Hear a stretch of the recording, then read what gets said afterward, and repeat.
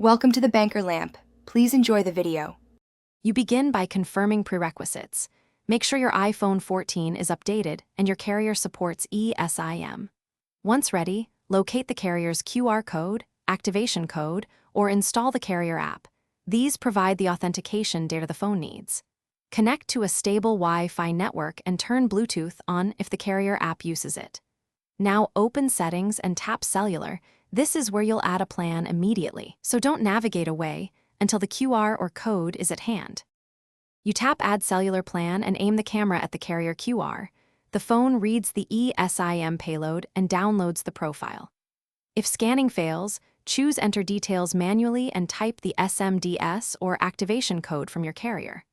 Once the plan appears, label it so you can distinguish lines: work, personal, travel.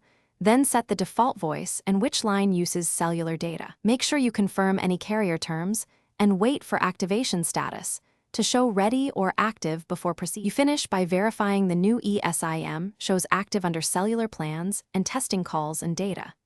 If the plan remains pending, restart your iPhone or remove and re-add the eSIM by rescanning the QR. Transient network or server delays often clear that way.